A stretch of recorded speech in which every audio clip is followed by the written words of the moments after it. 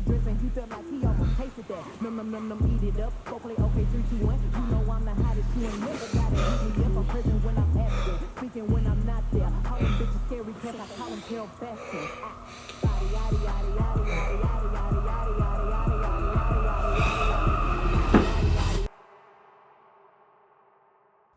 So, no Daredevil this week, and now I'm not so sure I want him in this show anymore. The new episode of She-Hulk has dropped yet again on Disney+, and with that comes the most talked about end credit scene ever. But of course, before we get into any of that, let's go through the episode, shall we? We start things off with Jen Walters visiting her client Emil Blonsky and confronts him about the leaked footage. We found out that Wong forced Blonsky out of prison and Jen Walters is set to find him.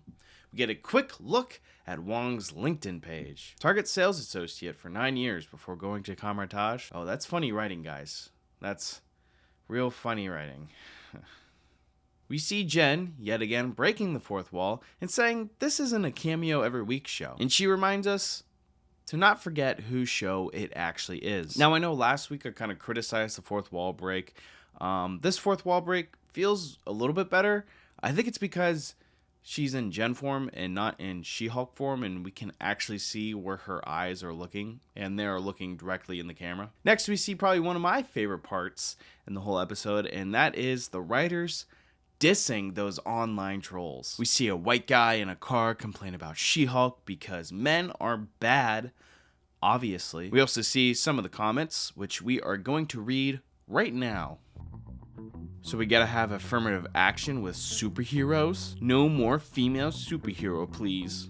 Why are you turning every superhero into a girl? Nobody asked for that. Why everything gotta be female now? Wow, someone find a reason to cancel hashtag She-Hulk. So we have a hashtag MeToo movement, and now all the man heroes are gone? I have a strong feeling that this is how most of the writers of the show believe all the haters talk like. They're all just men who hate women superheroes. Even though people liked Wonder Woman and Black Widow. They liked Yelena in that too. People also like the Wasp with Ant-Man. Oh, Shuri. People like Shuri too. You know what? People liked Harley Quinn in the Suicide Squad. Ratcatcher too was pretty cool. I liked Kate Bishop a lot in her series. Moving on, we see... Oh, God! What is that? What is this? A PS2 cutscene? Again, more evidence that the VFX team is underpaid and overworked. Continuing on, we see Dennis, who is every white guy ever. Am I right, ladies? This is where we see the writers begin to show their true skills and split the episode into 2 storylines. Dennis dated a shape-shifting elf who was disguised as, am I reading this right? Oh yeah. Megan the Stallion. Why? Because she's cool with the kids. Wong appears and goddammit, I love Wong. Jen convinces Wong to be a witness for Blonsky's parole hearing because he did force him out of his cell and into the fighting ring thing. Next thing to mention is we see the elf, Dennis stated, perform some pranks on the lawyers. First, she appears as Dennis, saying that they don't want to press charges. Then after being caught, she shifts into Pug, you know, the poop guy from the second episode, and tells everyone that he loves sexually assaulting women. I love harassing women in the workplace. It's my kick, baby. Not cool. Let that be a warning. Back to our main story, Jen is at the prison for Pulaski's parole meeting. Just want to put this out there, I still think Tim Roth is amazing, and I think he's working with what he's got here. We see some witness give some statements, and I hate to admit it, but I did chuckle a little bit with Carl. I'll release you, Linda. Proud of you, Carl. I love you so much. Yeah. Okay, we're done with Carl. Wong shows up in the nick of time, just before we cut back to the trial between Dennis and the elf. This scene is basically to tell us that Pug, the poop guy, needs to prove that Dennis is actually dumb. Dumb enough to believe that he could actually pull Megan the Stallion. Your Honor, my client here is obviously a dumb, straight white male, so he'll believe anything.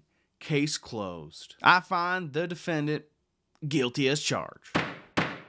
Back to Wong giving his side of the story, he says Emil chose to return to his cell after they fought. The board was pleased to hear that, but wasn't convinced that Emil could control his anger, thus turning into the abomination at any given time. Not like SheHulk though, because she can control her anger, especially when getting catcalled or mansplained to. Emil turns into abomination to prove that he is in complete control.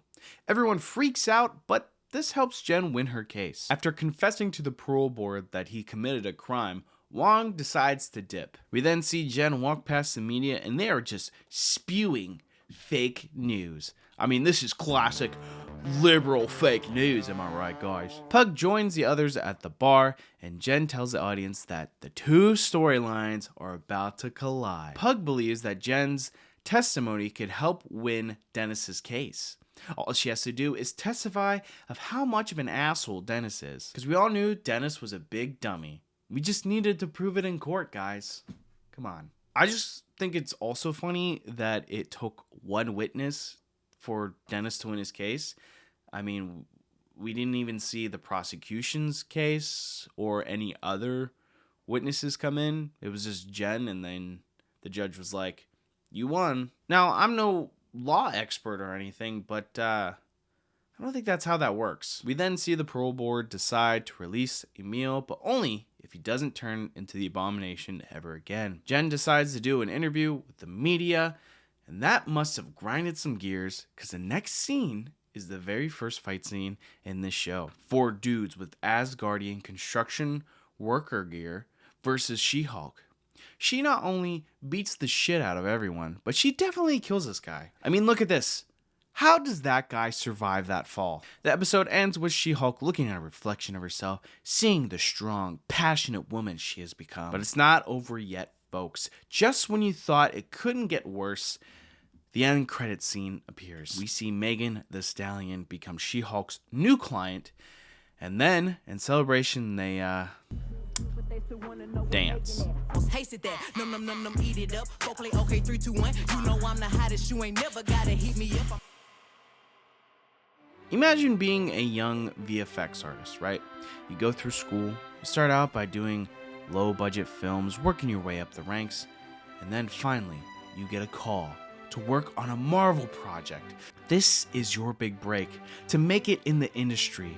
And the first shot you get put on your desk, you must make SheHulk twerk. Now I know a lot of people are out there and they're gonna say, Oh, you don't like the scene because it's women, you sexist? no, I don't like the scene because it sucked. I thought it was very, very bad. Also, a big waste of time. The series has yet to have an interesting storyline in my opinion, and yet they have time for SheHulk twerking. So in conclusion, is episode 3 of SheHulk better? No, I don't think so. I mean, don't get me wrong, Emil Blonsky, Tim Roth is top notch, and I always love seeing Wong, but other than that, it's still just bleh. There still feels like no overarching story other than SheHulk as a lawyer and she needs to defend superheroes. And this could lead to each episode is her defending a different superhero, but I really hope that's not the case. With all the other Law shows, that works, but with SheHulk in the MCU, I feel like that's a no-go. Marvel fans have been taught, almost brainwashed, to believe that every single piece of content is part of the big story. But right now, it just feels like everyday, normal lawyer stuff, except there are superheroes. But who knows, the guys that did jump her at the end did say something about getting blood or working for a boss. So hopefully that picks up, and that's the big storyline for the rest of the season. But do I have faith in the writers?